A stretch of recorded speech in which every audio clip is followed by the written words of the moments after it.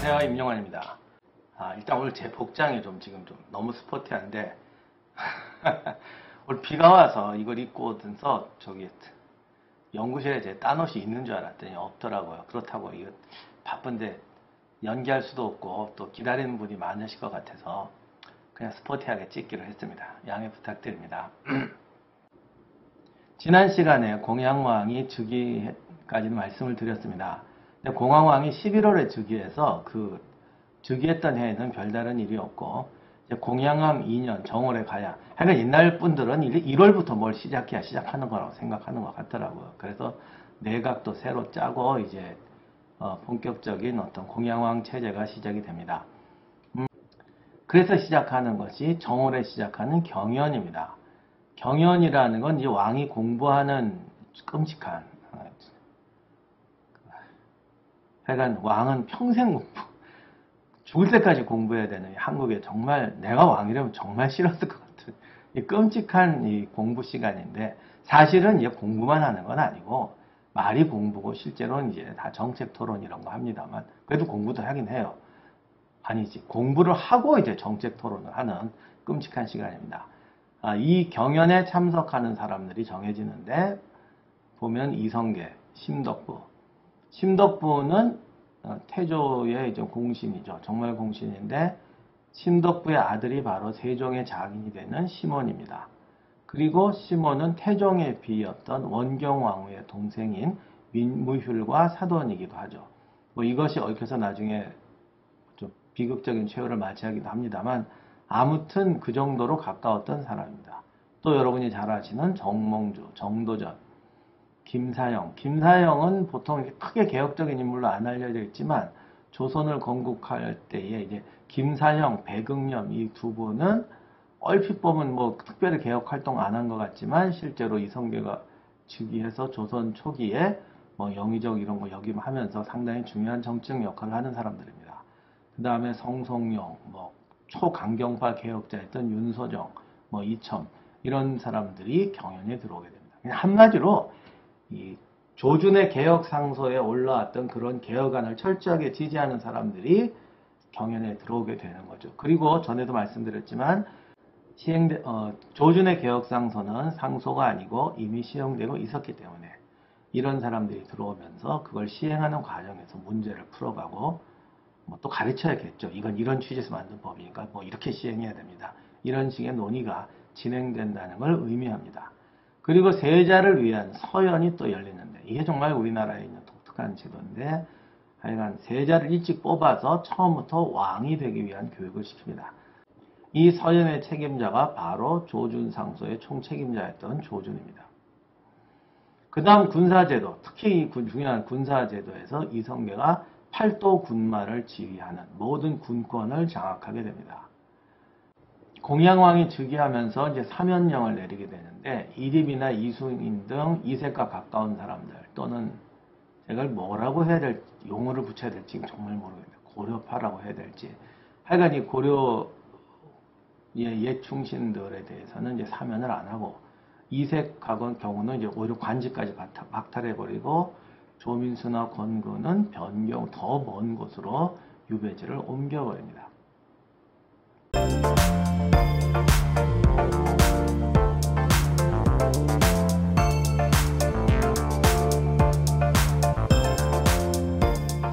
공양왕 1년, 2년 때는 특별한 개혁 정책이나 이런 눈에 띄는 것이 없어서 갑자기 어떻게 됐냐, 공양왕을 즉위해야 되면 이게 조용해졌냐 라고 생각할 수도 있는데 사실 이런 개혁을 하자라는 어떤 법령은 창왕 즉위년에서 공양왕 즉위할 때쯤에 대략 조준의 상소라는 1차, 2차, 3차 있는데 하여간 3번에 걸친 이런 개혁 입법을 통해서 입법화됐고 그러면 이제 뭔가 실행을 해야 되잖아요. 그래서 이런 개혁 정책들이 많이 시행이 됩니다. 그래서 이게 사실 시행 단계였죠. 그러다 보니까 더더욱 이제 공양왕의 즉위가 필요했을 수도 있는데 물론 이게 개혁 입법이 다 한꺼번에 시행된 건 아닙니다. 사전 협파도 시간이 좀 걸렸고 과거 제도는 태조가 즉위한 뒤에도 잘 안 돼가 거의 끝날 때나 이제 시행이 되고 또 여러 가지 혁신적인 정책들은 조선 건국 후에도 식차를 두고 시행이 됩니다.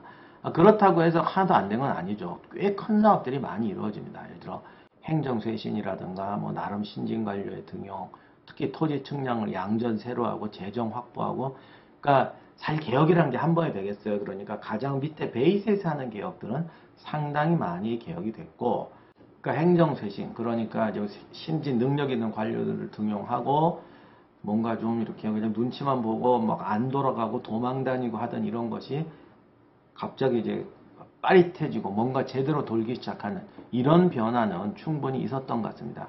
거기에 관한 증거가 이 시기에 파견된 지방관들에 관한 어떤 기록들이 다른 시기에 비해서는 상당히 잘 남아 있어요. 그래서 몇 가지 아주 특이한 기록들이 있습니다. 권근이 썼던 흥해권, 저기 동해, 지금도 흥해지 아마 거기가, 성문에 걸었던 글입니다. 흥해권 신성문록이라는 건데, 당시 그 왜구 때문에 해안 지방은 거의 초토화되어 있어가지고 50리 이상은 뭐 다 일부러 군을 폐지한 경우도 있고, 주민들이 아니면 막 도망 나와서 산속에 숨어 살고, 관청은 다 황폐해지고 이렇게 되었다고들 그러죠. 그래서 수령으로 부임 명령을 내려도 수령이 갈 수가 없는 거예요. 백성도 없고 관한 다 부서지고, 그래서 그냥 돌아갔다 막. 그러니까 근데 행정이 엉망이 돼 있는 거죠. 그런데 이 창왕 무진년에 조우량이라는 양반이 갔더니 엉망인 땅에 혼자서 말을 타고 부임을 했다. 그리고 거기를 이제 재건을 했다는 겁니다. 그런데 당시 모을 수 있는 주민, 그러니까 인부로 동원할 수 있는 사람이 100명도 안 됐대요. 하여간 이렇게 모아서 뭐 성도 새로 쌓고 관아도 세우고 주민들도 모으고, 실제로 왜구가 2번이나 바다에 나타났는데 즉시 자기가 말 타고 사람들 동원해서 가니까 왜구가 보고 놀라서 상륙을 못하고 도망가고, 뭐 그러면서 이제 소위 말하는 그 군 재건 사업을 합니다.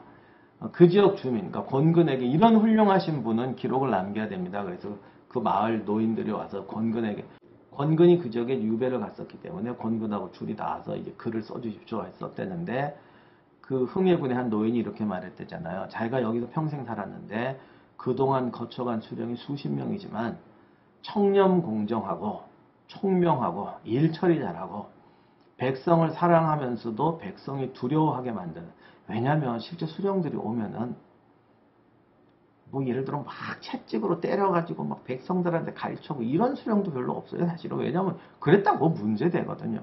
그러니까 보통 사실 수령들이 부정하는 건 이런 거예요. 나 니들 이거 봐줄게, 이거 좀 줘라, 이번에 세금이 1000만 원 내려왔는데 야 그냥 300만 내고 300원 놔줘라. 그러니까 지도 놀고 너도 놀고 되게 이렇게 항상 세상 기브앤스테이크거든. 이런 게 더 많아요 사실은.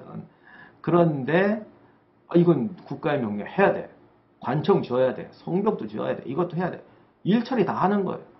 그러면 백성들이 죽어나갈 것 같은데 대신 이거 재정 절약하고 나 안 먹고 내 돈 낼게 이러면서 공명정대하게 해가지고 이른 일대로 다 하고, 그러니까 백성들이 적당히 하는 것 없이 부리는데, 백성들이 또 아니 백성들 입장에서 그렇잖아요. 정당한 일이라면 하는 게 뭐 나빠요. 성 쌓고 관아 짓고 이게 다 국가와 자기 보호를 위한 건데, 그래서 이 두 개가 만나서 정말 일처리도 빠듯하고 일도 명확하게 하는데 백성도 괴롭히지 않고 우리도 즐겁고 보람있게 만들 수령은 이 사람이 최고였다.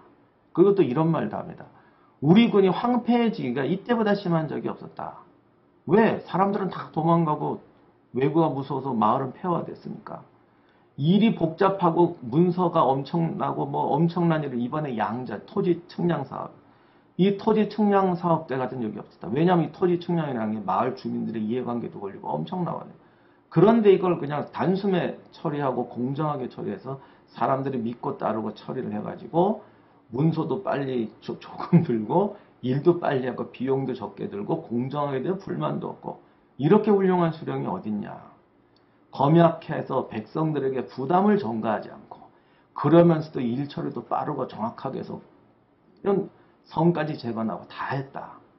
정말 훌륭하다. 우리 동네도 살리고 나라도 살리고 주민도 살렸다. 이런 분이 이렇게 했다는 걸 좀 기록으로 남겨주십시오. 이렇게 지었다는 게 흥해군 신성문록입니다. 이런 기록이 요 당시 몇 개가 있어요. 뭐 많지는 않지만. 그리고 이전에도 이런 착한 수령이 없었다는 건 아니지만 이 시기에 더욱이 왜구 때문에 거의 폐허화됐던 고을에 이런 게 나타난다는 것은 확실히 회군파가 집권을 하고 개혁정책을 추구하면서 이 고려의 어떤 관료사회나 행정망이 크게 변화되었던 하나의 어떤 분위기를 보여주는 증거라고 생각이 됩니다.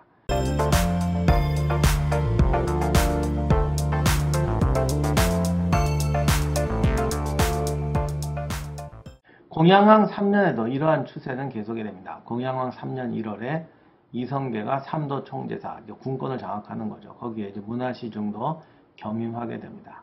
요 전해에 각 도에 있는 원수, 장군들의 인장을 회수해버립니다. 그 당시에도 사실 이때 왜구가 완전히 끝난 것도 아니었어요. 그래서 이성계가 어쨌든 이 군이 나라를 장악한다든가 국방은 우리에게 맡겨야 된다. 또는 나라가 국가적으로 그 당시 왜구가 쳐들어오고 뭐 이런 것들이 이성계가 집권하는데 상당한 명분이었는데 위화도 해군 때 이성계가 그런 말을 하죠. 우리가 이렇게 군대를 북쪽으로 올려보내면 왜구가 침범하게 된다. 근데 그거를 이제 그 논의를 맞추려고 이걸 과장을 한 걸 수도 있고 정말로 그랬을 수도 있는데 왜구가 실제로 위화도 회군 후에도 뭐 사실 군대가 딴 데가 있으니 뭐 더 세게 쳐들어와요. 그래서 뭐 광주가 함락되기도 하고 이성계의 군대가 아닌 고려의 장수였던 박위가 그때 이제 김해에 있으면서 이제 왜구를 격퇴하게 되죠. 그때 이제 박위가 쌓았던 성이 이제 김해 분산성인데 캐슬어택에서 이걸 넣을까 말까 고민 중인데 아직도 고민 중이에요. 근데 시청률이 좀 안 나와서 분산성 가기 전에 끝날지도 모르겠는데 하여간에 그때 이제 박위가 그 김해에서 왜구를 격파하는데 이게 전투라는 게 흐름이 있거든요. 꼭 많이 죽이고 뭐 이게 중요한 게 아니라 어떤 그 기세를 꺾거나 하여간 뭐 그게 중요한 군대거나 뭐 이런 좀 기록이 부실하긴 합니다만 이게 상당히 중요한 전투였던 것 같습니다. 그래서 이성계가 그냥 박위한테 푹 빠져가지고 얘다 이렇게 해서 정말 자기 신복으로 삼으려고 노력을 하는데 아무 그 박위덕을 상당히 그것은 어떻게 보면 이성계의 친위 군단들이 힘을 못 썼다는 얘기도 되잖아요. 이성계 입장에서 얼마나 고맙겠어요. 아무튼 그 정도로 이제 왜구도 쉽지 않았거든요. 그래서 각도에 이제 원수나 장군들이 파견돼 있었는데 이들 중에 상당수가 뭐 고려 왕족도 있고 구신들이 있었을 거 아닙니까? 그러니까 이 사람들의 인장을 회수합니다. 그러니까 요즘 말로 하면 각 지역에 파견되어 있는 군 지휘관들의 인사권을 모조리 회수해버리는 거죠. 그리고 이제 다시 이제 재편성을 하니까 이게 요즘 하면 참모총장이 됐다. 이래가지고 서류상으로, 행정체제상으로, 서류상이라니까 죄송합니다. 행정체제상으로 장악했는데, 이제 사단장, 연대장까지 싹 바꿔버리는 이런 식의 이렇게 군권 장악을 해갑니다. 그리고 배금령이 중군 총재사가 되고, 조중이 좌군 총재사가 되고, 정도준이 우군 총재사가 됩니다. 이건 그야말로 뭐, 이성계 사람들로 꽉 잡는 거죠. 이렇게 군권을 장악하자, 우인열이라든가 이숭인, 하륜, 권근, 뭐 윤다석, 이행 등 사람들을 사면을 합니다. 그리고 심지어 하륜은 등용까지 하게 돼요. 그러니까 이 사람들이 이건 고려 구신들이다. 고려를 좋아하는 사람들이라고 이렇게 위험인물이라고 유배됐던 사람들 중에서도 이색이라든가 아주 극소수의 인물만 남겨놓고는 사면하거나 심지어는 등용까지 합니다. 이제 뭐 군권까지 완전히 장악했으니 이제 무서울 게 없다. 그리고 요즘 말로 하면 뭐랄까 통합, 국민 대통합 뭐 이런 거 우리는 이렇게 대숙청하지 않아. 이 정권에 겁먹을 필요 없어. 이런 식의 의미일까요? 그래서 이제 뭐 좀 요즘식으로 말하면 이제 정권을 빼앗긴 야당 사람들도 이제 막 등용을 하는 이런 화해 정책을 시행하게 됩니다.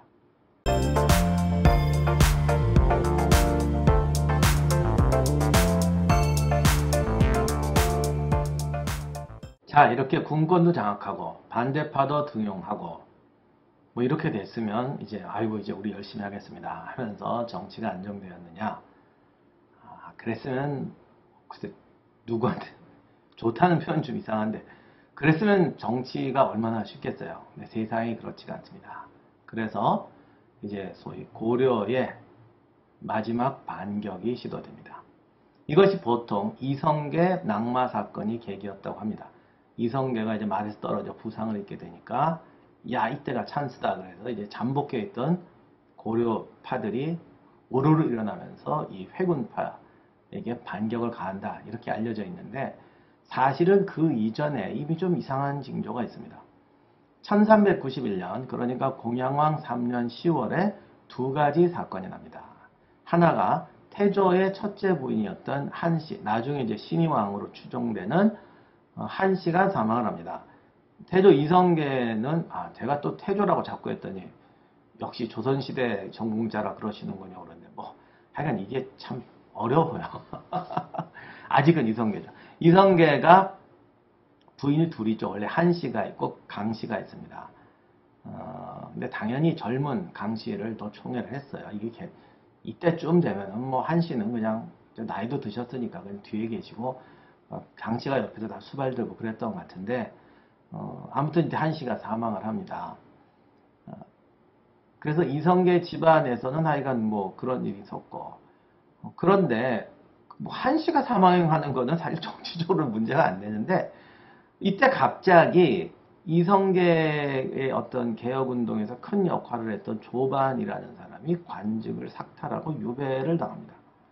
그리고 정도전도 관직 삭탈하고 유배를 갑니다. 그리고 또한 초강경파였던 남은이 사직을 합니다. 이 사람들은 정말 처음부터 대놓고 정도전, 이성계를 왕으로 세워야 된다고 준비했던 사람들이거든요. 처음부터 회군할 때부터 왕을 세우려는 의지가 있었다라고 아주 기록에 명시되어 있는 사람들입니다. 이게 무슨 어떤 사연인지를 잘 알 수가 없어요. 옛날에는 유배 가는 게 여러 가지가 있습니다. 그러니까 정말 뭐 쫓겨나서 뭐 또는 어떤 해서 가는 경우도 있지만 뭐 일 처리하다가 뭐 잘못하면 잠깐 아니면 뭐 그냥 분위기 쇄신한다고 잠깐 뭐 이렇게 가는 경우도 있긴 있거든요. 그런데 아들들까지 모조리 삭탈을 다 관직 삭탈을 해버린 거 보면 이건 완전히 정도전을 제거하는 건데 이게 어떻게 이런 일이 날 수가 있지 싶은데 하여간 이런 일이 생겨요. 그리고 이때 일화에 또 어떤 게 있냐면 이성계가 부인 강씨하고 이제 공양왕 궁전에 가서 같이 이제 술을 마셨대요. 뭐 이건 고려 시대는 조금 자유롭게 했던 것 같습니다. 그래서 이제 밤늦게까지 술을 마시고 있는데 역시 위화도 회군 때 이제 이성계를 추정했던 유만수. 그러나 사실 이 사람은 이성계 직계는 아니죠. 어디까지나 고려의 무장입니다. 유만수가 이제 궁궐은 밤이 되면 문을 잠궈야 되지 않습니까? 그래서 문을 잠궜대요. 그랬더니 이때 또 이방원이 같이 수행을 했던 모양인데 태조한테 사인을 막 줬답니다. 나가야 됩니다. 궁에 지금 이러고 있으면 어떡합니까? 그래서 빠져나왔대요. 그래서 이성계가 소를 보니까 쟤 큰일 날 뻔했구나. 그래서 너 정말 똑똑하다. 뭐 이거 너 가져. 뭐 이랬다는 얘기가 있고 근데 이미 문을 잠궜었잖아요. 국문은 한번 잠그면 다음날 아침까지는 못 여는 거거든요. 그러니까 이성계가 뚫고 나왔다는 건 뭐 두드려 팼든지 겁을 줬든지 해서 뚫고 나왔다는 겁니다. 그래서 공양형이 뭐 화가 나가지고 그 문지기를 가뒀다. 그랬더니 또 이성계가 쫓아가서 걔가 무슨 죄가 있냐 풀어줘라. 뭐 이랬다는 얘기가 있어요.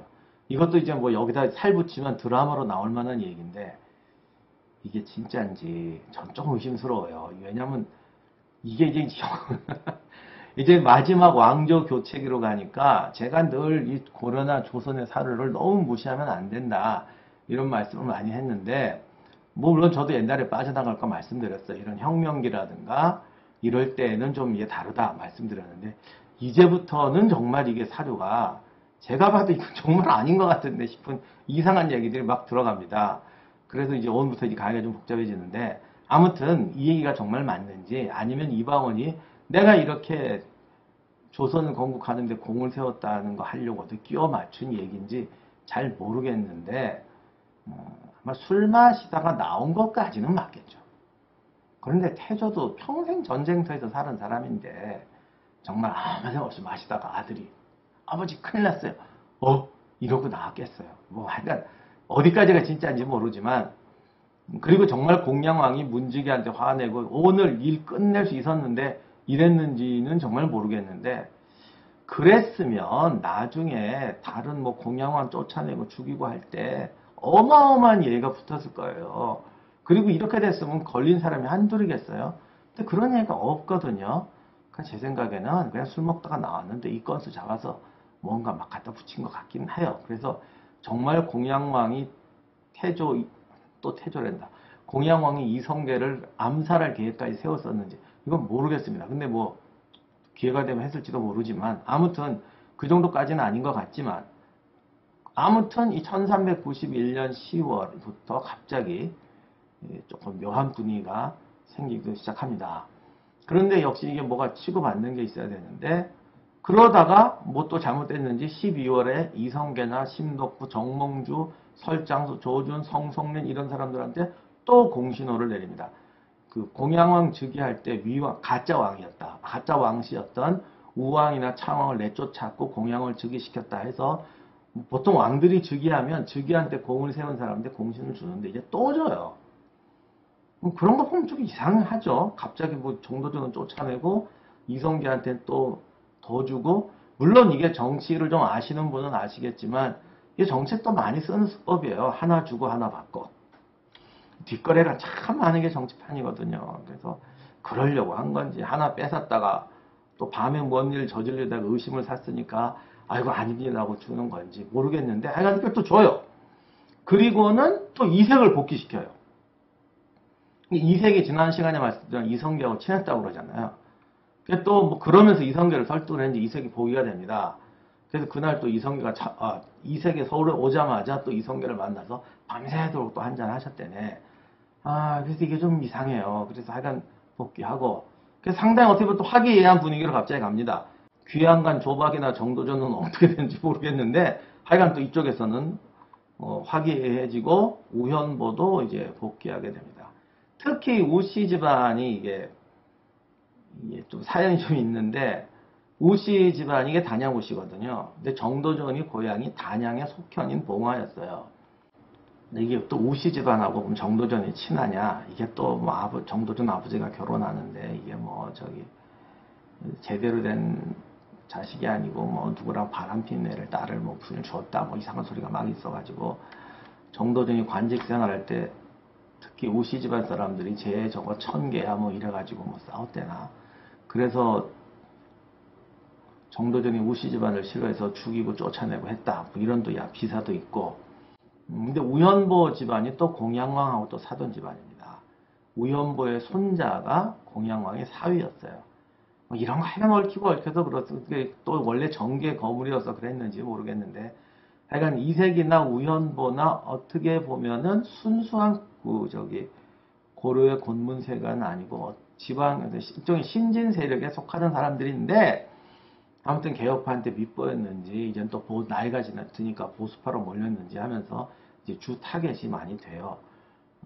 그랬는데 이 둘이 또 복귀를 하게 되는 거죠. 그리고 1392년 공양왕 4년 2월에 정몽주가 신정률을 올립니다. 이게 지금 신정률이 남아있질 않고 뭐 대략 이런 얘기가 있었다 정도만 있는데, 정몽주가 사전 개혁할 때도 보면 찬성도 안 하고 반대도 안 하고 중간에 왔다 갔다 했다 돼 있는데, 정몽주는 아마 그 사람은 개혁은 맞으니까 그렇게 내용들을 보면 조준상서나 정도전이 주장했던 어떤 재정개혁이라든가 국가체제개혁 이런 거는 동의한 것 같아요. 그러나 이거 좀 너무 과격하게 사전 다 혁파하고 막 이런 건 좀 너무, 또는 어떤 부분 너무 정치 세력들을 너무 밑으로 올린다거나 이런 거에 대한 대안을 내놨던 거 아닌가 싶기도 한데, 제 생각에는 큰 흐름은 인정하지만 요런 거는 좀 이렇게 좀 안정적으로 하자, 아니면 좀 너무 급진적으로 하지 말자, 뭐 이런, 그러니까 양자를 종합한 그런 법전이 아니었을까 싶은데 이게 남아있질 않아서 안타깝습니다. 아무튼 이런 거를 올려요. 이런 걸 보면은 이색이나 우현보, 정몽주 등을 내세워서 정도전이나 조준이 추구하는 개혁을 좀 이렇게 중간으로 완화시키자라는 어떤 방안이 조정의 어떤 큰 틀로 자리 잡은 게 아닌가. 그러다 보니까 조준은 또 원래 정계 좀 빽이 있으니까 함부로 안 쫓겨나니까 조준은 남아있지만 과격파였던 정도전은 밀어내고, 이러면서 이성계한테 공신호도 주고, 하여간 이러면서 어영부영 어떻게 좀 이렇게 합시다라고 설득한 게 아닌가 싶기도 해요. 그러면 이성계가 정도전 유배 가는 걸 어떻게 참았냐? 유배 간다고 꼭 유배는 늘 갈 수 있는 거니까 이성계가 잠깐 갔다 와라, 어떻게 밀고 당기고 해야 되지 않겠냐, 이랬던 건지 아무튼 모르겠지만, 전체적인 흐름으로 보면 너무 극렬한 세력에 몇 명이 좀 빠지고 약간 이제 온건하고 부드러운 개혁을 하자는 사람들이 들어서면서 이색이나 우연보도 복직이 되고 그 안 쫓아낸 급진 개혁파들한테는 공신 막 주고 좀 참아라 이러고 이러는 어떤 약간의 그런 분위기가 만들어졌던 것 같습니다. 그렇게 돼서 1392년에 이렇게 흐름으로 가는데 사실 요 흐름이 중요한 게 이렇게 되면 공양왕이 지금까지는 뒷전에 앉아서 그저 하자는 대로 하자 이러다가 본인이 정치판에서 어떤 정치력을 행사했다라는 의미가 될 수가 있어요. 이게 어떻게 보면은 그동안 기록에 많이 안 나온 건데 공양왕도 이게 2, 3년 있다 보니 권력의 욕심이 났을 수도 있고 또 권력의 욕심이 없다고 하더라도 이렇게 된 이상 자기도 왕씨인데 고려 왕조가 망할 수도 있는 걸 눈뜨고 볼 수도 없고 그리고 여기서 본인이 물러나면 자기만 죽겠어요. 고려 왕실 전체에 대한 숙청 이건 정치 왕조 정치에서 아무리 뭐 선양을 하고 뭐 아름답게 뭐가 돼도 결국 여기서 호랑이 등에서 떨어지면 호랑이 밥이 되는 게 세상이거든요. 남이 태웠던 내가 타기 싫었던 이미 호랑이 등에 앉아있는 데다가 타고 보니 나 혼자 앉아있는 게 아니라 수많은 사람들이 같이 앉아있는 거예요. 이렇게 되면 없던 책임감도 생기게 되는 거죠. 그래서 저는 1391년 말부터 1392년 초에 벌어진 일련의 사태는 공양왕이 좀 더 왕 역할을 하면서 정치적 역할을 강화했던 것이 아닌가. 그러니까 태조나 이쪽 개혁파들도 당장 뭐 어떻게 할 수는 없으니까 속으로는 또 이거 기회다 이랬을지도 모르지만 아무튼 약간 한 발 물러서는 모습을 보여줬던 게 아닌가 싶어요. 그런데 바로 이 순간에